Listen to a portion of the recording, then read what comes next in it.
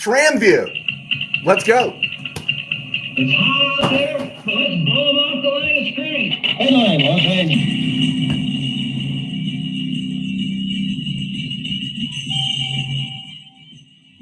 Live from the RamCave, I'm Joe Terosian, and this is RamView, the May 2nd, 2025 edition, brought to you by Kistler Law Firm. Injured in an auto accident? Need help? Got questions? Call Kistler Law at 661-206-6990. That's Kistler Law at 661-206-6990. And check out KistlerLawFirm.com. That's one word, KistlerLawFirm.com. Kistler Law, they've been fighting for you since 92. And by Temple City Auto Repair. Having some auto issues, get yourself some John and Henry at TempleCityAutoRepair.com. All right. I love the speculation. I love everyone's all hot for Jalen Ramsey. But what if it doesn't happen? Are you going to be okay? If it doesn't happen with Jalen Ramsey, I'm going to be okay. If it happens with Jalen Ramsey mid-season, I'm going to be even more ecstatic. Let him come in mid-season. Cost will be a little less, right? And then let the Rams just use that energy to push towards the end there, but back half of the season. So I'm good. I want Jalen Ramsey. I'd be happy to have Jalen Ramsey. Looks like they've got the money for Jalen Ramsey. It's just a case of I don't want to give up too much capital right now. And I don't think the Rams are going to give up capital next year's draft or anything heavy to get Jalen Ramsey. So, yeah, especially with what next year's class is looking like. You realize the Rams can, I'm not saying it's going to be Arch Manning, but if there's a quarterback they target, the Rams can package 3 number 1 draft picks, right, and make one of those massive deals to move up, besides having 2 in next year's draft and their first rounder in 2027. So it's a case of, as my brother used to say, keep your powder dry. I won't tell you the other things he used to say. Let's see. Steve Ramirez. Did I get to see the Seahawks fan video? First, I saw the Seahawks fan video. First, I was jealous that I can't figure out how to get graphics up there, keep the live stream going. I got to go to a class. You guys want to do a GoFundMe to send me to a class? But the other part was, it was awesome just to see how, and I got to give credit to that guy because this guy has a vision down the road. He's not like most of the KBM or other people out there. He saw it. He knew exactly what it meant in that deal. So I give him credit. It was cool to see the misery, though. I'm not going to lie. I really did enjoy seeing that misery. That was awesome. Let's see here. Let's look through this. Oh, Manny Vasquez. If Ramsey gets traded, it probably won't be till after June 1st. He's too expensive right now. Yeah, there's the post June 1st cuts. That's where you keep an eye on Colby Parkinson and some of these other guys post June 1st. And so yeah, it's a good call there, Manny. Good call. Chris Childers. What will the rookies' numbers going to be for the Rams? You know what? I don't know. I really don't know. I used to like the whole number bit, but now they change them so often. Puka's wearing number 12 this year. That it bugs me a little bit because to me personally, if I'm an agent, when I see Wendell Tyler, I'm thinking 26. Someone says 26, I say Wendell Tyler. I know Todd Gurley was here, but when you say number 30, my mind goes to Lawrence McCutcheon. Number 29, I still go back to Harold Jackson, even though Eric Dickerson has dominated that number. You know what I'm saying? Greg Bell had a really nice run for the Rams for a couple of years there. He wore 42, but I still think Dave Elmendorf. Mel Owens wore 58, but I think Isaiah Robertson. I think getting a number and sticking with it is critical. And players switch numbers so much these days that, I guess it's cool. I don't know if it's supposed to bring good luck or whatever, but I would stick with a number and build that brand and make them remember. Are you going to think of a number 9 for the Rams ever again that's not Matthew Stafford? You think of number 13, you do. You think of Kurt Warner, all right? It's just how it is. Monty Jackson wore 28 for the Rams, but my 28 is Marshall Faulk, right? So, I haven't given much thought to that. I was just a little burned when Von Miller came in and wore 40, which was Elroy Hirsch's number, and that number hasn't been officially retired. Yeah, that one kind of surprised me. Manny Vasquez, that video was hilarious. Yeah, but the Seahawk fan, but guy, the Seahawk content guy. But don't you give him some respect for knowing what that trade meant, for knowing what it meant? I thought that was brilliant. Manuel Correa, check out Jordan Waters, UDFA, 6 foot 220, running back. Okay, we will. Manny Correa, Isaiah was 58. Didn't I say Isaiah was 58? Isaiah was 58. And Mel Owens wore it. Yeah. Did Roman Pfeiffer wear 58? I'm trying to remember. Anyway. There we go. Tribe. I think Roman Pfeiffer was 58. Boom. Took the thought right out of my head, Tribe. Michael Negretti. Hola, Pastor Joe. How are you doing? Well, actually, man, I'm getting kind of excited because this hernia thing I got going on here, it's very uncomfortable, just bothersome. So I'm seeing my surgeon on Monday. And not that I'm going to give you guys my whole backstory when I have the surgery. I'm not worried about HIPAA laws, but I will let you know because it could take me out for a day or two.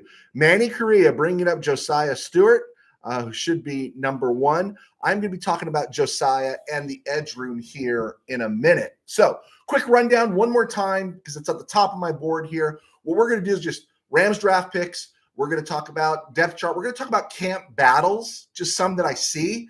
And they might not be the only battles, but they're the ones that stand out to me.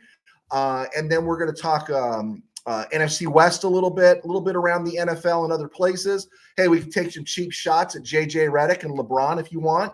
And then I'm going to look at NFC and AFC power rankings before we get to this day in Rams history. All right, let's take a look here. Let's do it. Rams draft picks. Remember, they signed 17 undrafted free agents. Someone said they signed some camp arms, some undrafted quarterbacks, but I can't find the information anywhere. Does anybody know? Did they sign a camp arm? You know, is there a Luis Perez out there, a Dresser Wynn? I heard that they did. I was told they did, but I can't find the documentation. If you guys do, let me know. Okay, Rams use number 46 overall for Terrence Ferguson. They're expecting him to be a playmaker. Maybe he's Gerald Everett 2.0, but a little bit better. So we're excited about that. A lot of hype and buzz about Josiah Stewart, the Michigan guy at number 90. A lot of hype and buzz around Jarquez Hunter out of Auburn because he seems to have some breakaway speed that Kyron Williams doesn't have. And then, of course, Ty Hamilton. I think people are really happy with that pick. Good rotational. I like it because, you know, we lost Bobby Brown, which I kind of liked Bobby Brown for what he was. They weren't going to pay him what he wanted. And so you bring in Poona Ford, better player, and then you bring in Ty Hamilton to help out with that rotation. Good pick. And then everyone's calling, Chris Paul Jr. the steal of the draft. You look at his grades and when everyone was talking about him, that was a great pick at 5th round, 172. I am going to hold off on calling him Pooh Paul, okay? I'm just going to. I was a younger guy.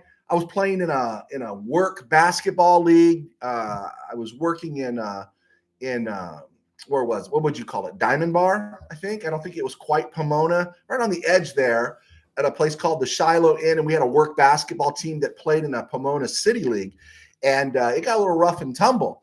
And so we had a guy, I don't know, his name was Steve or his name was Dave. He was a big guy that we recruited because we were getting pushed around pretty good. And he came in and then I said, okay, yeah, hi, Steve, I'm Joe. He goes, oh, no, call me Pooh. And this was when Pooh Richardson was a freshman at UCLA. And it really ticked me off. I know, a little Seinfeld-like here, little Larry David-like, but I'm not calling you dude Pooh. And I'm not calling Chris Paul Jr. Pooh Paul until the guy gets a pick, makes a critical sack, makes a big play. Then I'll call him Pooh Paul. Until then, he's Chris Paul, but I'm happy he's with the team. And then, of course, Kanata Mumfield at 242 after that long digress. All right, so some of the camp battles that are building, let's see here. Rick Mayer, okay. Thank you, Rick. Thank you for joining us, Rick. I hope I don't think you've clicked on before, but thank you so much. Please like and subscribe. We do the live stream Monday, Wednesday, Friday. I've been told part of my graphics issues because I'm doing live stream and I got to do it some other way. But I do like the interaction with you guys. It's a lot more fun. Let's see. Rick Mayer, when I think of 30, I still think of Lawrence, the great, not Gurley. Thank you, Rick. Me too. Sir Lawrence of Los Angeles, right? Whose game is an awful lot like Kyron Williams without the fumbles, right? You know, McCutcheon was never going to go 80 yards in a burst, right? But he was going to break off. He was going to hit the hole fast. He was going to get great chunks of yardage and stuff. So, yeah, there we go. Let's see here. Michael Negretti, Pastor Joe, I'll keep you in prayer. I had a double hernia back in the day. This is before the couple holes you were probably having done. I have 2 large incisions 2 weeks apart. Well, thank you very much. I do. It's going to be micro-robotic, right? It's going to be micro-robotic. It's going to be not so invasive. I'm going to be home the same day. That's what everyone's telling me. So thank you. Manny Correa says, exactly, Joe. You let me know what that's about. Is that about my Kyron Williams, Lawrence McCutcheon comparison? Let me know about that, Manny. All right, so let's get to camp battles. This is the first one I see. Who's going to be the backup at left tackle? Do you really want to go into the 2025 season with A.J. Curry, who's in his 4th year, 7th-round pick, or Trey Wettig, who was the kind of like one of the higher profile undrafted free agents? I got to believe that's going to be a battle. I got to believe there's going to be a battle among the guards. I think KT Levinston is in a good spot. I think the Rams like KT Levinston. I think they like just Diedick. Diedick was a UDFA out of USC last year who comported himself pretty well, starting 3 games at left guard, but beating out Logan Bruss. But, you know, they brought in Willie Lampkin, who's right now on the depth chart listed as a center, Wyatt Bowles, Ben Dooley. But I think if you're one of those undrafted free agents that came in this year, I think you're feeling good that you might have a shot with a great camp showing to make this roster. Then, of course, there's Bo Limmer versus Coleman Shelton. I hope it's a camp battle. I would be very disappointed in the whole McSnead regime, which it's hard to be disappointed. But if they really think Coleman Shelton's the guy after they moved off of him and the Bears couldn't wait to get him out of there, not because he's bad character, but because he's limited, I think Bo Limmer has more upside right now than Coleman Shelton. So I'm rooting for Bo Limmer, but I think that should be a battle. If the Rams are serious, it's going to be a battle. And that's one to keep an eye on. And the other one to keep an eye on is Colby Parkinson versus Sean McVay. Sean McVay had some passive aggressive type of words about Colby, maybe saying they needed more help in the tight end room. Things didn't work out last year. I was disappointed in Parkinson in the sense that he died easy. He got wrapped up, he got hit, and he went down. There were no broken tackles. There just weren't any of that sort of toughness that we're looking for in a tight end. But I think Colby Parkinson is kind of a whipping boy for most Rams fans. You're acting like he was Trey White. He wasn't Trey White. I don't think there were a whole lot of drops by Colby Parkinson last year. I don't think he fulfilled what McVay envisioned for him, but I don't think his money is too outrageous, and so I'm not willing to make him the whipping boy. And the other thing about this too is, remember, the Rams finished the season with 4 tight ends. Hunter Long added to this room of Colby Parkinson, Davis Allen, and Tyler Higbee. And now Hunter Long gone, Terrence Ferguson now in. And then, the breaking news that happened the other day, Rams are going to run more 12 personnel. Well, they ran more 12 personnel last year, and they're going to run more 12 personnel this year, which is great, which means 2 tight ends, which means, maybe they'll keep 4 on the roster. It seemed kind of excessive, but we'll find out. And then the wide receiver room. You got, generally the Rams are going to keep 6 wide receivers, right? So right now we got Puka, Devontae, Tutu, and Jordan Whittington right there. Then you got Xavier Smith, returner, who did get some snaps on offense. That's 5. So that 6th spot comes down to Drake Stoops, who's suspended for the first game or 2 games of the season, Quintez Cephas, was a practice squad guy last year. And then 7th-round pick Kanata Mumpfield. And then UDFA's Mario Williams, True Edwards, and Brennan Presley. If you're any one of those guys, from Mumpfield down through Williams, Edwards, Presley, you got to feel pretty good about your chances. Cephas is going to have to shine brightly to make this roster. I do believe a lot of these guys will end up on the practice squad, but one of these guys has a shot to make the team. And then finally, I got 2 more spots here. Let me look at some defensive stuff here. Before I look at that, let me see what you guys got to say. USA Expat, thanks for joining us.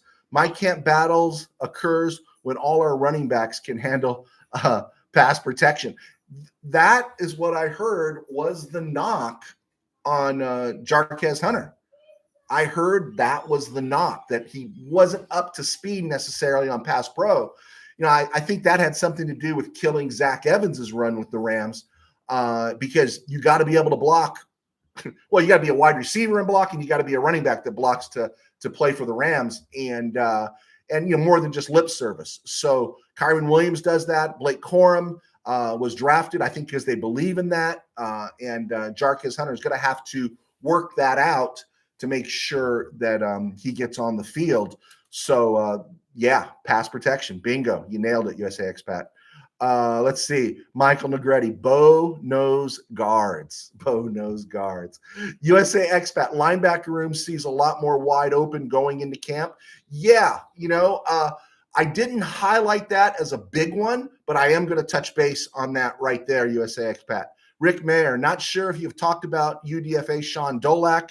He has a good story, Rams kind of guy. I do not know his story, but I do know that I believe it was Sunday when all the UDFAs were coming in, and then on Monday that I kept getting a lot of lean into Dolak from a lot of you guys out there, and then I saw it around some of the media sites. People were talking about him and the way they were talking about Omar Spates last year. So thanks for that, Rick. USA Expat cornerback battles will be extremely interesting.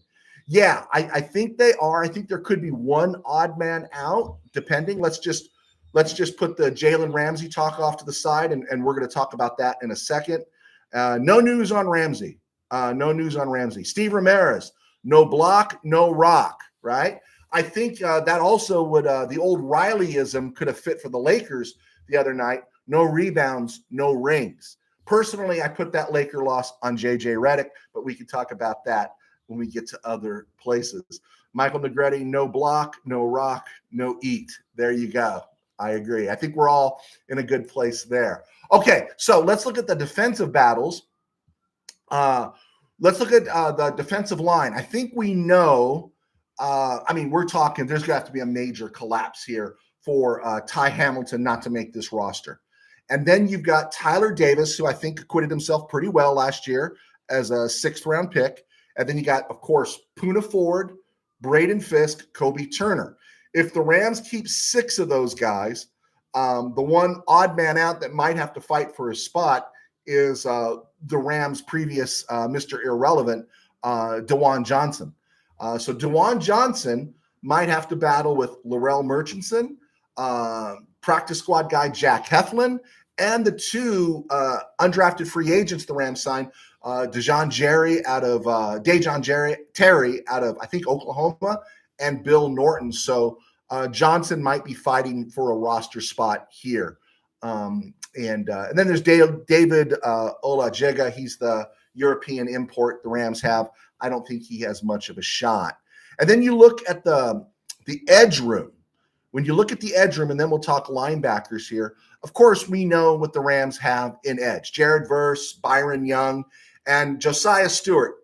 I think they believe in him enough. He's going to have to play himself off the roster, but being a Michigan guy, high motor, I don't think that's going to happen. So who does that put in doubt? Well, the battle for maybe the 4th spot there, depending on how many the Rams carry, but just to be that 4th guy is between Brennan Jackson, Nick Hampton, Keir Thomas. Those guys are the ones that will be battling for that 4th spot on the active roster.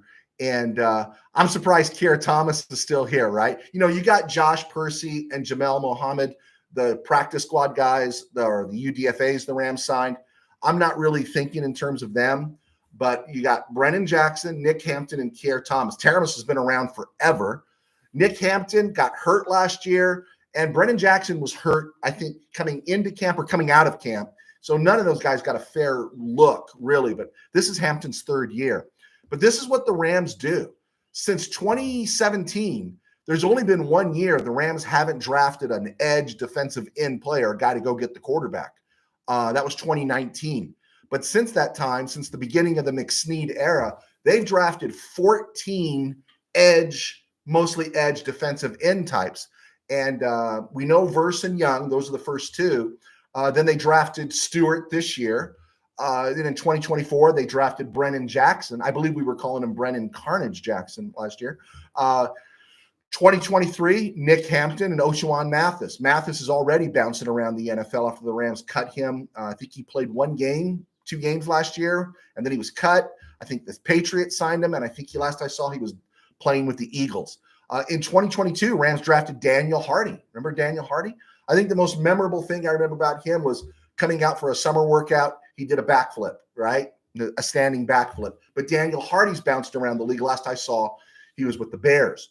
And then in 2021, they drafted Ernest Brown. They never could find a spot for Ernest Brown. He ended up in Frisco. Then he ended up in Tampa Bay. And I think he retired. I'm not sure. He was a Northwestern guy, so he's probably all set. And Chris Garrett. Remember Chris Garrett? Chris Garrett was a 7th-round pick that from a small school that people thought had a chance. In 2020, they drafted Terrell Lewis. Great body, looks good, in the fit, but just not an animal. Plus a bad knee out of Oklahoma. He didn't work out. 2018, Ogbo Okoronkwo. They drafted a guy that didn't make the roster, also Traven Young. And then in 2017, Samson Ebukam out of Eastern Washington, same draft they got Cooper Kupp. And he had a nice run with the Rams, had a nice run with the 49ers and with the Colts. Tore up was it his knee or his Achilles last year? So he'll be making a comeback. And another guy named Ejuan Price who did not make the roster. So the Rams constantly have reached into the market for an edge, and they're not afraid to move off all these guys. Daniel Hardy after 1 year, Chris Garrett after 1 year. They gave Terrell Lewis 3 seasons, and then they put him in the street. He was a 3rd-round pick. Oshwan Mathis after 1 year, pretty much. So Nick Hampton and Brennan Jackson, Kier Thomas, one of those guys, two of those guys could be cut and then looking to get a spot on the practice squad. And then that brings us to the cornerback room. And I see you guys there, so forgive me for not getting to you yet. But this is the cornerback room, right? Everyone's projecting. Everyone loves Ahkello Witherspoon like he's Charlie Stukes or something. I like Ahkello Witherspoon, but we know his limitations. Ahkello Witherspoon, Kobe Durant, and Darius Williams are the key guys there, all right? That's if the Rams keep 5, so that's 3 right there. Then you've got, between that, you've got Josh Wallace, a UDFA, who got playing time last year. Then you got Emmanuel Forbes, who I've honked on since January that Rams wouldn't have signed him unless they thought they had plans for him or they could revitalize him. And they did not spend any draft capital or sign an undrafted free agent to play corner. So I do believe Emmanuel Forbes, they're kind of got some plans and hopes pinned to him. And then the return of Darian Kendrick. So Witherspoon, Durant, and Williams, barring any injury, those are 3 guys that are going to be there. Then you got Forbes, Kendrick, and Wallace. Wallace, the Rocky type, the undrafted free agent. You got a Forbes, the talented first rounder. And then you got Darian Kendrick, who has had his moments and has had some bad moments, who tore up his knee last year. That they, even before that, though, they were impressed with him. I think one of those guys could be gone, and barring some kind of injury or something, depending on what the Rams keep, 5 or 6 cornerbacks in the room. I think the safety room is pretty much set. I think John Johnson's going to linger on the fringes for a while if there's an injury or something happens. Curl, Kitchens, Lake, and Jalen McCullough. That's a nice room right there. So there's some things to think about there in terms of battles, about some names that could be put in the street or vying for a practice squad spot. There we go. Let's see. Michael Negretti. Keep Tyler Davis. He excites me. He has a great motor. I think so too. I think he's the new Bobby Brown, probably with maybe just a little more, maybe a little more focus, maybe. Remember, the Rams got very little on Bobby Brown his first 2 years, and then his last 2 years, he became a little more productive. I thought Tyler Davis, there were moments he's got good range. I like him. Rotational guy, of course. He's not Kobe Turner or Larry Brooks, but I do like him. And Rick Mayer saw Fisk putting in time during the voluntary workouts. Hopefully the knee is good to go. The last I heard about his knee surgery was it wasn't anything serious. It was just a case of cleaning some things up. So it should not be an issue. And I'm excited about Fisk and Verse in their second year.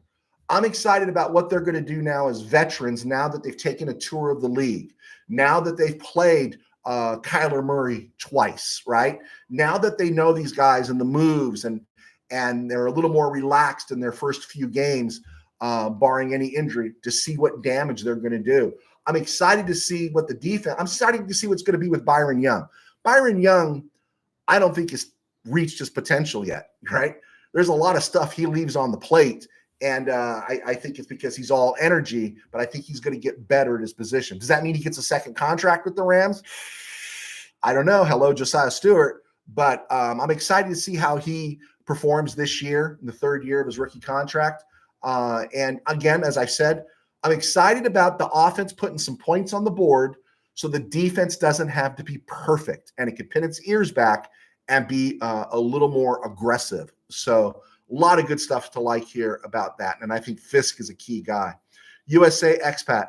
Forbes has to be the fastest cornerback we have. I believe that. I believe Fisk is probably the most physically gifted corner we have. First round talent. Now, is it seventh round brain? Is it I went into a place that was dysfunctional? Is it I got cut because they brought in a new guy and I was a Ron Rivera guy? I just never got his feet under him. Let's remember, the Rams salvaged Darius Williams. Darius Williams was an undrafted free agent, right? And he's had a heck of a career. This is not something the Rams haven't done before, right? So yeah, I'm up on Forbes, right? I can't say he's my favorite player. There's no reason for him to be my favorite player, but I like the fact that we can see him signed. And why would you pick him up on waivers and not wait till he's a free agent? Which means you got to assume his rookie contract, which to me says Rams go, we got to get this guy because I think we can salvage him and turn him into what everyone thought he would be. And if he comes in and he plays like the 14th overall pick in the first round, and with limited mileage, we're not talking about injuries here. Maybe adds a few more pounds. But I do believe he could probably knock over LeBron James because anybody can knock over LeBron James. I'm excited. If he plays like a first-round pick, then the Rams have struck gold, right? They have struck gold. 2025, 2026 are our windows and are the Rams' windows. And that means you got Forbes for 2025 and 2026. There you go. Manny saying hi to USA Expat. USA Expat saying hi to Manny. I'm happy you guys are saying hi to each other. I'm glad to provide the base here. All right, guys, I'm Joe Terosian as a sports writer for 21 years. Now I do RamView thanks to our sponsors at Kistler Law. I really appreciate Kistler Law and the work they do. I know firsthand. So if you have an auto issue in terms of an accident or some kind of injury, you want to be sure to give Kistler Law a call. Reach out to me and we'll get you guys plugged in. Also, I write books. My books are on Amazon. Hey, guys, I need your help. You guys have been really great, but I didn't sell a book this last few weeks here. I need to sell a book. I mean, to go get goose egg. I got shut out these last couple weeks. And since I'm home and I'm not feeling well, I need my spirits picked up. So get out there and buy a Joe T book. By game day in the RamCave, you'll get your Rams off-season fix, Rams in the NFC Championship game against the Packers at SoFi. It's a great read, right? Right. And it helps keep Joe T on the air. No Patreon account, no paywall.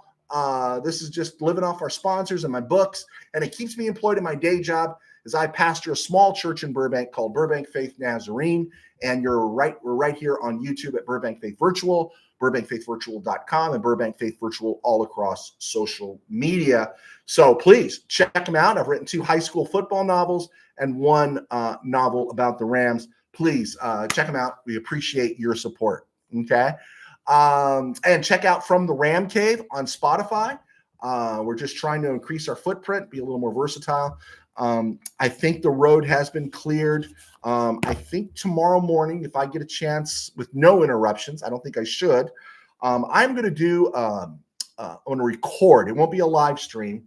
I'm going to record an episode of FanView. My column forever has been called FanView, and I want to do it audio like this for podcast.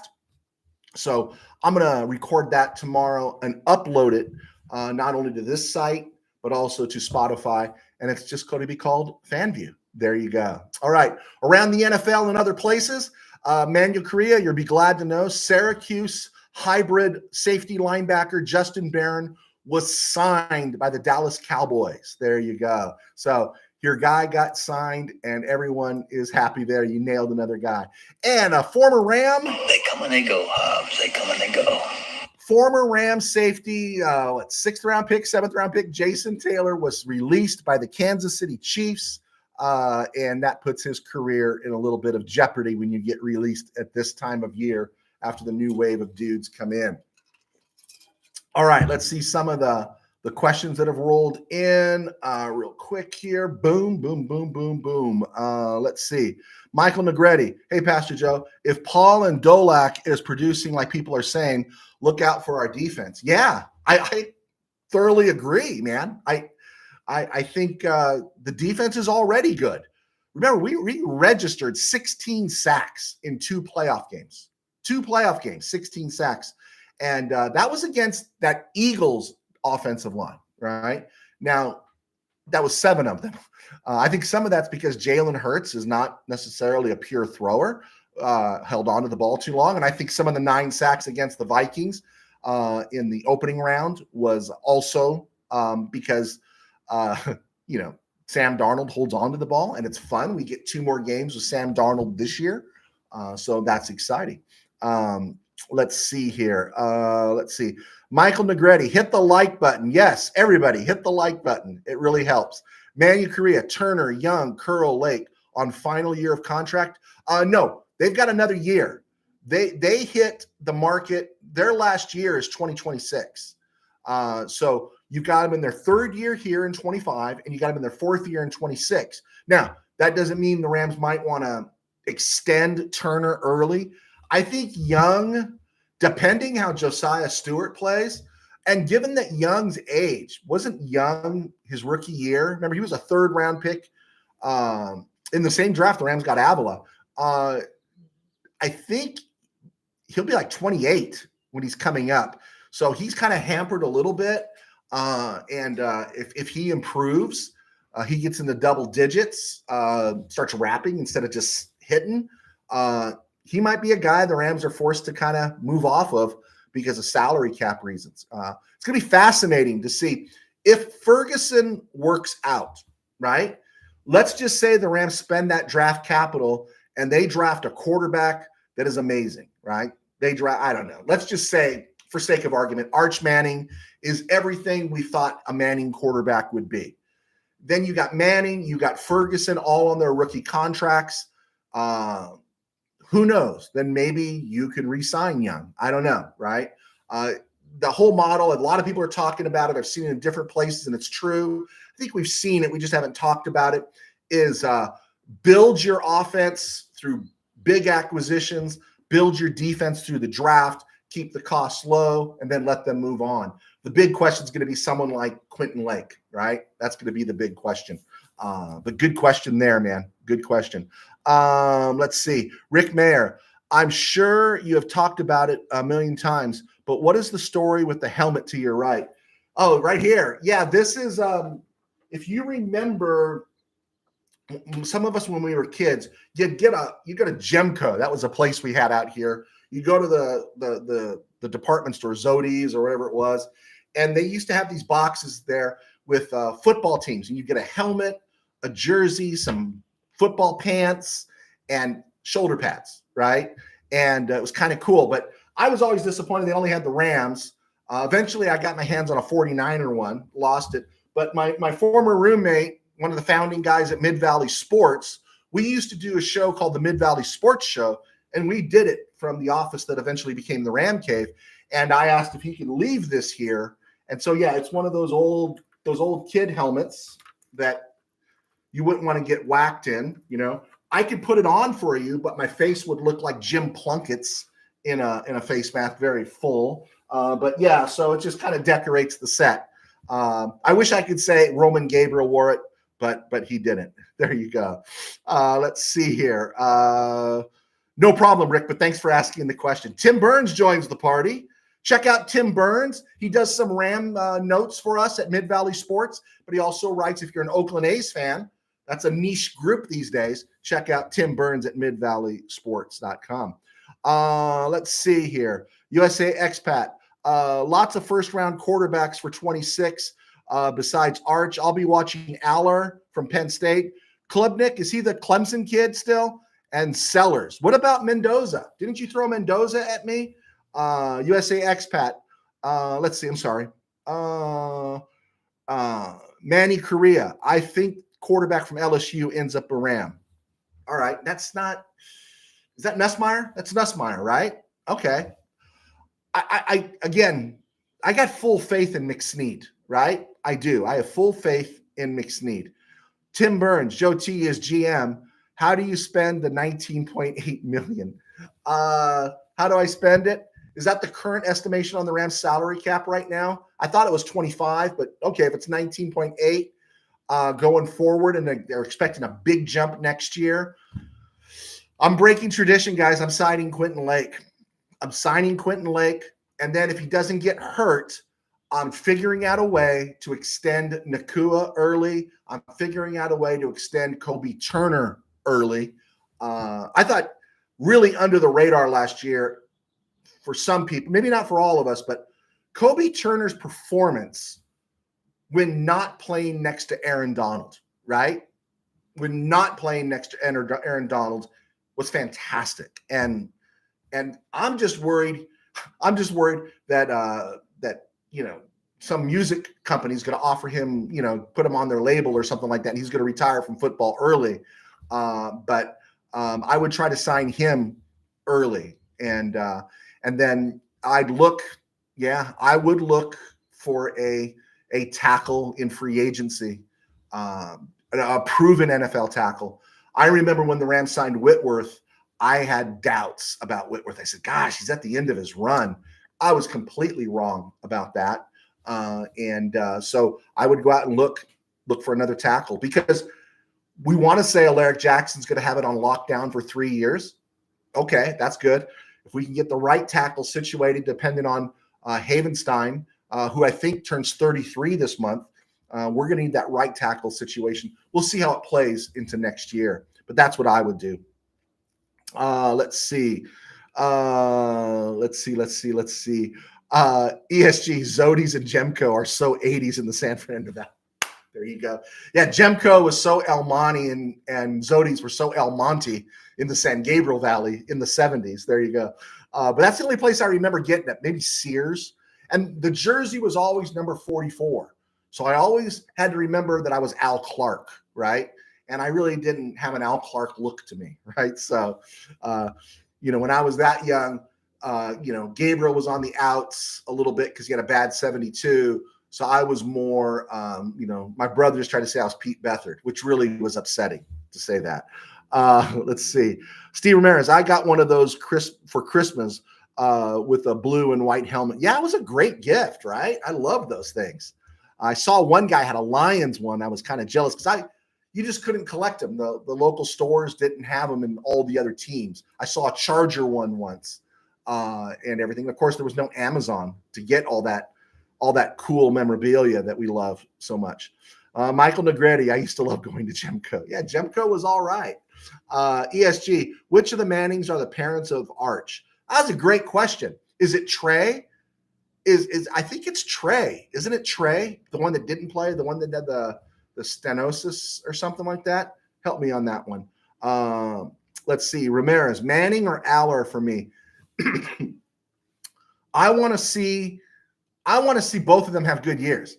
Manning's throwing 96 passes, And I want to see more out of Allard. I'm a little sus on Penn State quarterbacks, just a little bit. So that's what I want to see right now. I want to see what they do. And again, when the organization falls apart, when Snead and McVay move on, then we're gonna have all this room to second guess and Monday morning quarterback them. As for right now, we just got to keep saying McSnead we trust, McSnead we trust. Tim Burns, boy, I struck a chord on Jemco. Tim Burns going to San Joaquin Delta College in Stockton. We called it the UBG University behind Jemco. Oh, okay. There you go. It's Cooper Manning. There you go. Not Trey, man. Why was I saying Trey? Should have been Cooper. Thank you so much there, Michael Negretti. All right, let's look at the NFC West real quick. We talked about their offense, but let's take a quick look at the Cardinals' defense right now, and let's knock this sucker out. Cardinals have invested a lot. So right now, their front three is Darius Robinson, who was a first-round pick last year, who really had a wash for a season. They brought in Dalvin Tomlinson, and they brought in Calais Campbell. They play a base 3-4 under Jonathan Gannon. That's an NFL caliber front line. That's not a typical Cardinal line. And then at outside linebacker, they got Baron Browning, who they brought back, and then they brought in Josh Sweat at the other outside linebacker spot. In the center part there, they're a little sus. Like the Rams, not going to spend money on those inside linebackers, those off-ball linebackers. At cornerback, that's where it gets a little interesting. They got Max Melton. They've got Max Melton projected as a starter. They got Sean Murphy-Bunting projected as a starter. No, they don't have him projected as a starter. They drafted Denzel Burke out of Ohio State, fifth round. And then they've got Will Johnson, who they stole in the second round. And Will Johnson's a great Michigan corner, but he had some injury issues. So that's why he dropped so far in the draft. But it's going to be interesting. Is he going to be able to play in the NFL? So, again, something to keep an eye on there. Their nickelback is Garrett Williams, Syracuse. He's the guy that missed his, I think, his rookie year in 23 because he had that bad knee injury. Came back, played pretty well last year. Then, of course, they got Jalen Thompson and Budda Baker, a couple of veteran safeties there. So I'm not saying the Cardinals are great defensively, but they're good, and we know they play hard under Gannon. If you look at the 49ers, this does not look great to me. Nick Bosa, okay, but then you're running Jordan Elliott, Kevin Givens, and Michael Williams. They're running a base 4-2 with two linebackers and then bringing in edge guys and slot guys. You got D. Winters and Fred Warner, whose contract has to be redone because they gave a massive one to Kittle. They pay Warner too much, in my opinion. And then you start looking, they had to replace Chavarius Ward. They got rid of Talana Hafanga. And so they've got Diamador Lenore. They extended him, which was good. Renardo Green. I just don't think it's a dangerous team. It doesn't strike me as dangerous. Williams, their first-round pick, is really going to have to develop if he's going to do anything that scares opponents. Otherwise, because, what's his name's always hurt, right? Nick Bosa. Nick Bosa is always hurt. All right, the Seahawks, they re-signed Leonard Williams, or they restructured his contract. They brought in DeMarcus Lawrence. They drafted Byron Murphy last year. They run a 3-4. They brought back Ernest Jones. So they've got some lineup. They got some players there. Devon Witherspoon is their nickelback, and he's been great. Kobe Bryant moved to safety. He played well. Julian Love is solid.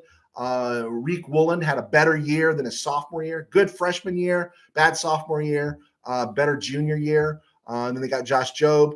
And so people are saying watch out for the Seahawks defense. I don't know if I'm watching out for the Seahawks defense, but again, you look at these lineups. These lineups, this tell me the Rams are the team to beat in the NFC West. Of course, the Rams are going to start 1-3, and everyone's going to put dirt on them. But in the end, the Rams are the team to beat, and they should win the West. If they don't, it'll be a disappointment. All right, before we get to the power rankings, let's see. We had some other questions come in here. Sorry about that, guys. I clicked the wrong button. There we go. Let's see. Manny Korea.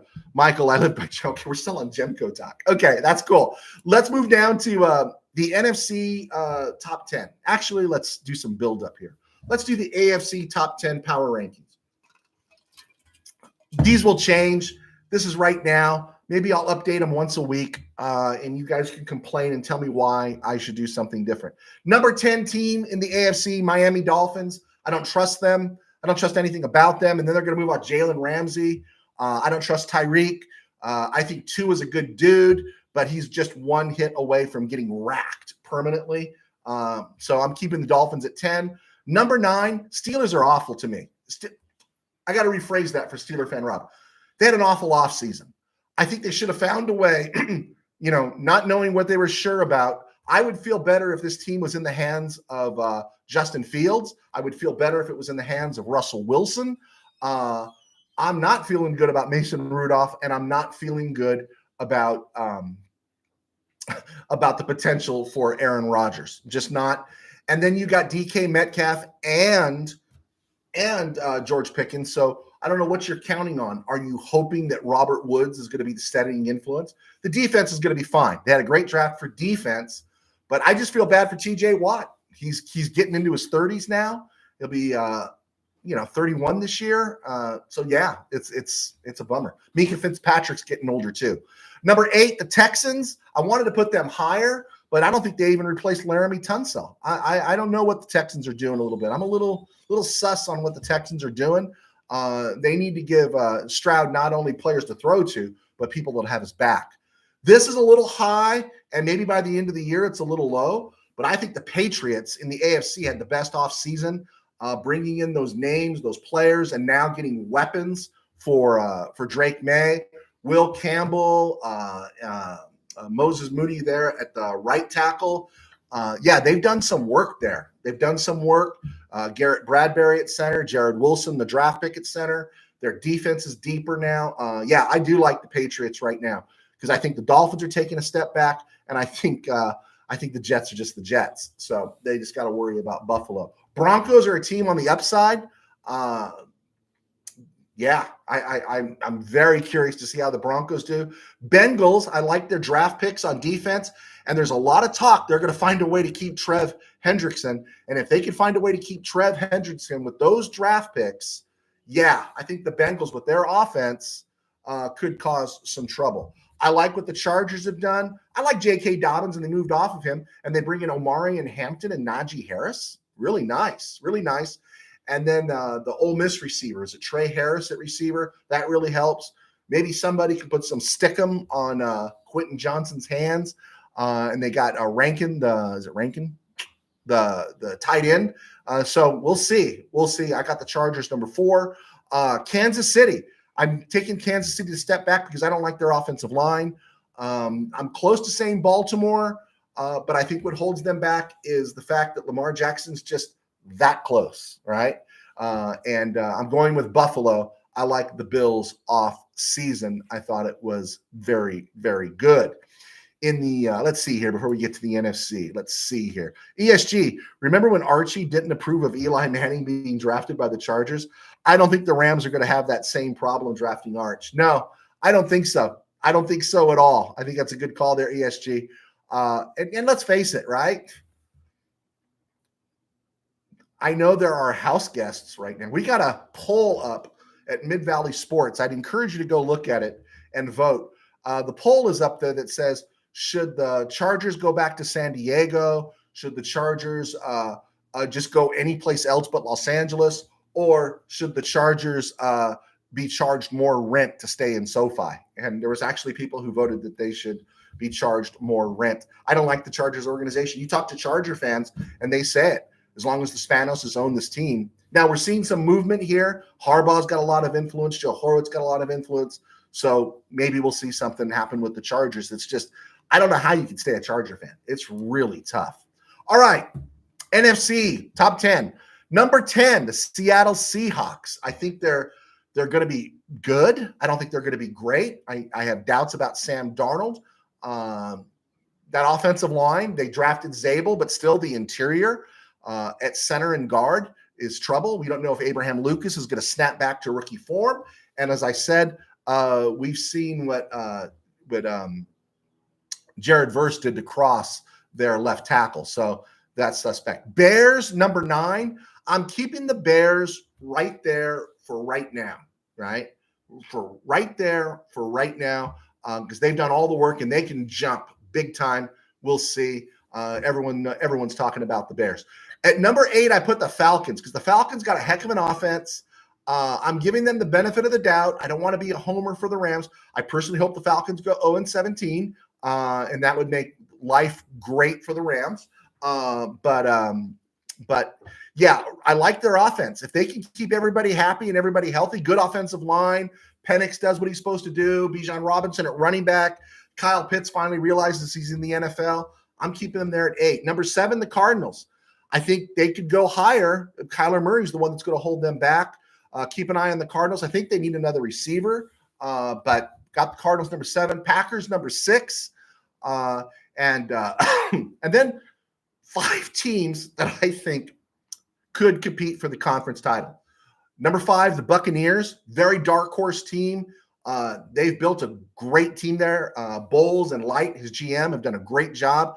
Baker Mayfield is proving to be an NFL quarterback. They got weapons there from Evans to Godwin to Igabuka. And then they got Bucky Irvin. I like this Buccaneers team a lot. And then you got the Taxkins, Laramie Tunsil, Connerly, Debo Samuel. They've come to play, and good for them. And they're going to be called the Taxkins until they go back to being the Redskins. I'm never going to call them the Commanders. Number 3, Lions. Number 2, Rams. And number 1 for right now, Philly. And we'll see how that all plays out there. So I don't have the Rams number 1 yet, but I think the Rams should be in the NFC title game for sure. And I think they can. Of course, it's a long season, and we'll see how everything shakes out. Philly, Lane Johnson's a year older at right tackle, and they lost Mekhi Becton to the Chargers. So they're filling a little hole there on their offensive line. It might not be as dominant. And let's remember, Rams got 7 sacks against that offensive line in the playoffs. So there we go. All right, guys, thank you for a lot of you that have tuned in. I do appreciate you. If you haven't liked and subscribed yet, please do. Trying to build our footprint here. Check us out also at From the Ram Cave on Spotify. We would appreciate that. Let's see here.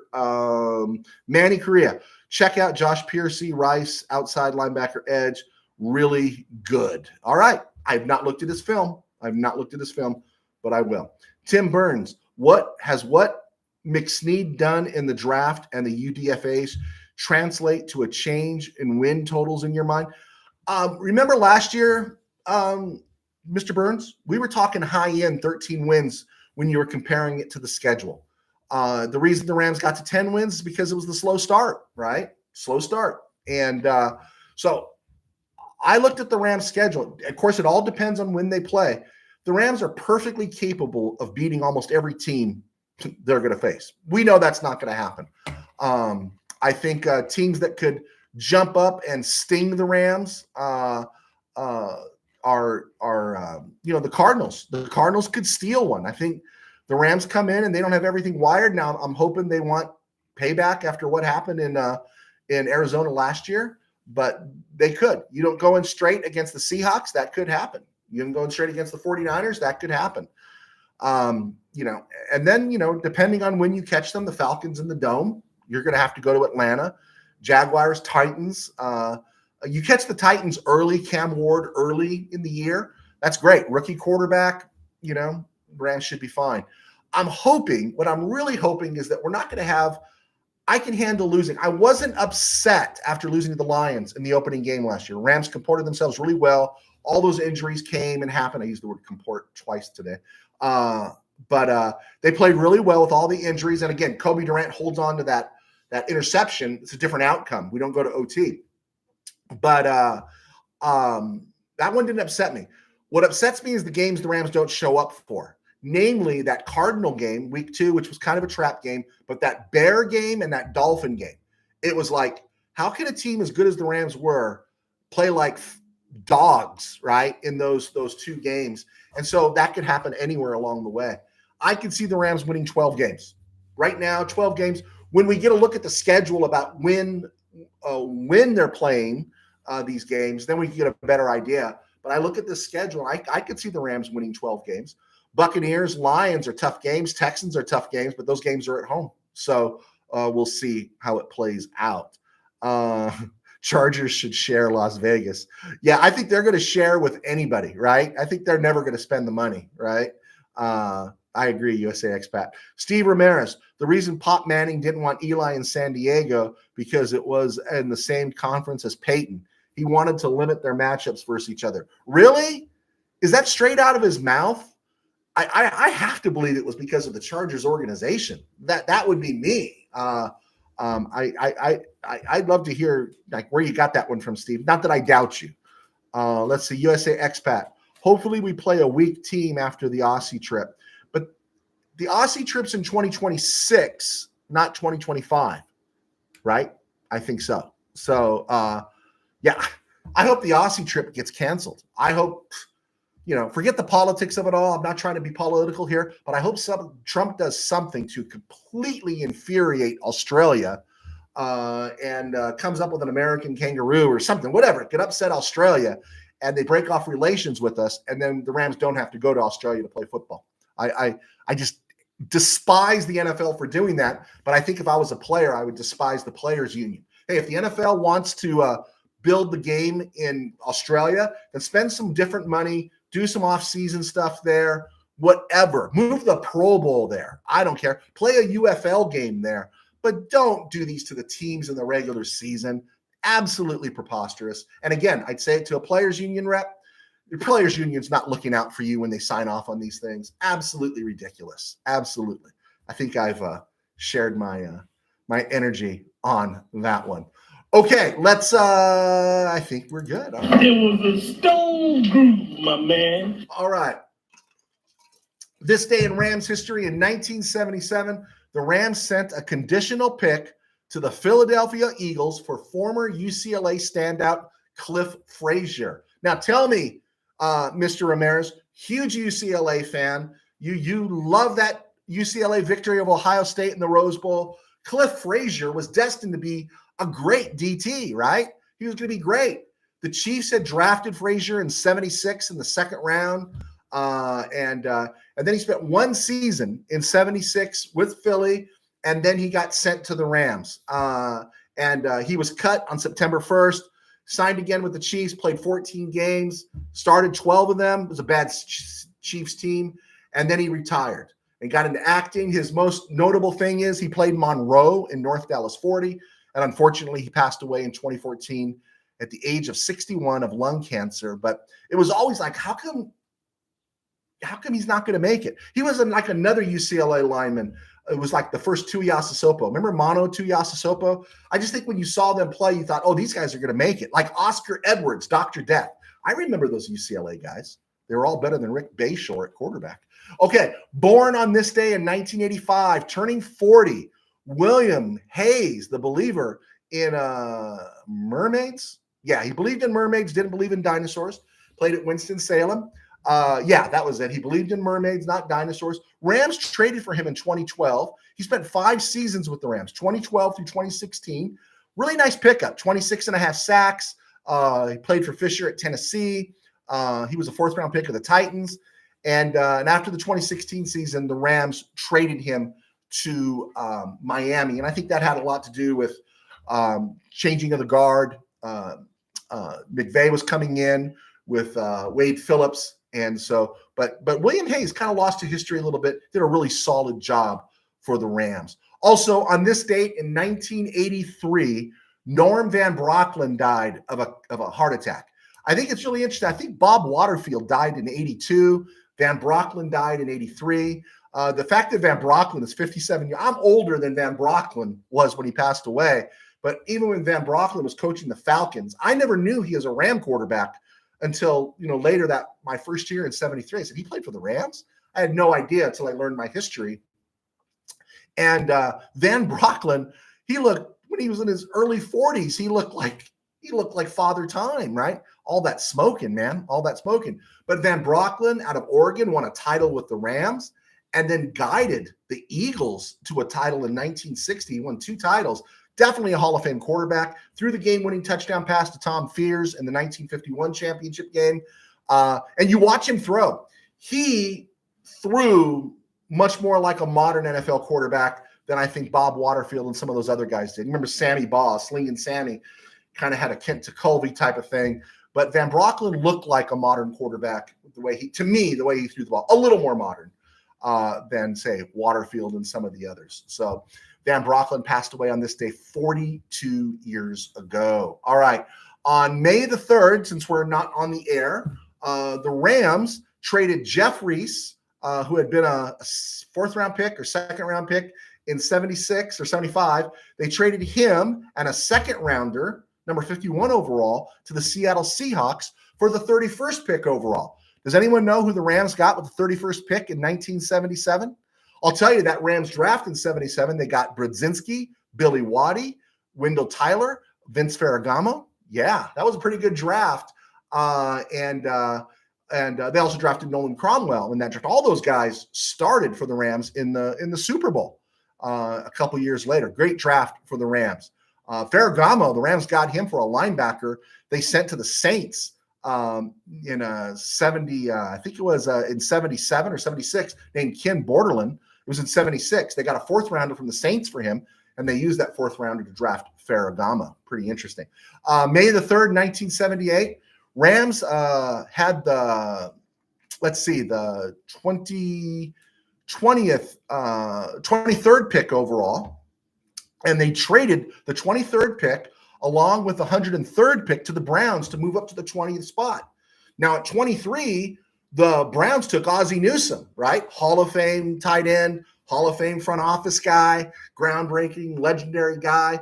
The Rams used the 20th overall pick for, drumroll please, Elvis Peacock. They drafted Elvis Peacock. I liked Elvis Peacock.